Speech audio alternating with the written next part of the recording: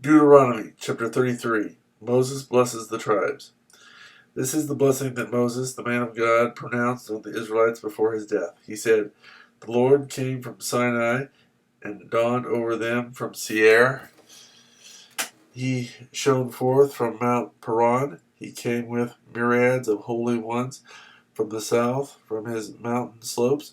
Surely it is you who love the people. All the holy ones are in your hand. At your feet they all bow down, and from you receive instruction. The law that Moses gave us, the possession of the assembly of Jacob. He was king over Jeshurun when the leaders of the people assembled, along with the tribes of Israel. Let Reuben live and not die, nor his men be few." And this he said about Judah: "Hear, O Lord, the cry of Judah. Bring him to his people. With his own hands he defends his cause. O, be his help against his foes." About Levi he said, "Your Thummim and Urim belong to the man you favored. You tested him at Massa. You contended with him at the waters of Meribah." He said of his father and mother, "I have no regard for them." He did not recognize his brothers or acknowledge his own children, but he watched over your word and guarded your covenant. He teaches your precepts to Jacob and your law to Israel. He offers incense before you and whole burnt offerings on your altar. Bless all his skills, O Lord, and be pleased with the work of his hands. Smite the loins of those who rise up against him. Strike his foes till they rise no more. About Benjamin he said, "Let the beloved of the Lord rest secure in him, for he shields him all day long, and the one the Lord loves rests between his shoulders." About Joseph he said, "May the Lord bless his land with the precious dew from heaven above, and with the deep waters that lie below, with the best the sun brings forth, and the finest the moon can yield, with the choicest gifts of the ancient mountains, and the fruitfulness of the everlasting hills, with the best gifts of the earth and its fullness, and the favor of him who dwelt in the burning bush. Let all these rest on the head of Joseph, on the brow of the prince among his brothers.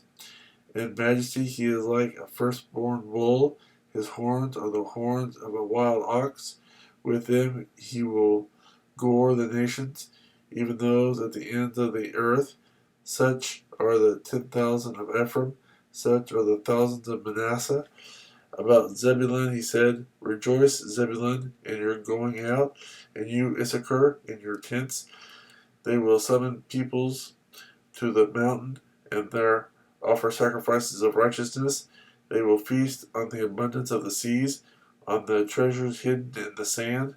About Gad he said, "Blessed is he who enlarges Gad's domain. Gad lives there like a lion, tearing at arm or head. He chose the best land for himself. The leader's portion was kept for him.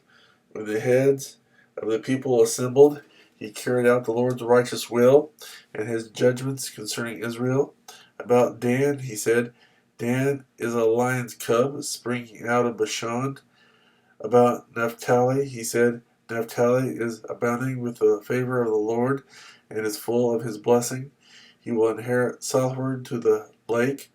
About Asher he said, "Most blessed of sons is Asher.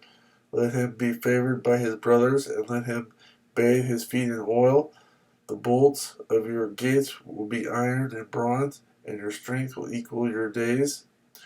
There is no one like the God of Jeshurun, who rides on the heavens to help you, and on the clouds in his majesty. The eternal God is your refuge, and underneath are the everlasting arms. He will drive out your enemy before you, saying, 'Destroy him.' So Israel will live in safety alone. Jacob's spring is secure in a land of grain and new wine, where the heavens drop dew. Blessed are you, O Israel, who is like you, a people saved by the Lord. He is your shield and helper, and your glorious sword. Your enemies will cower before you, and you will trample down their high places."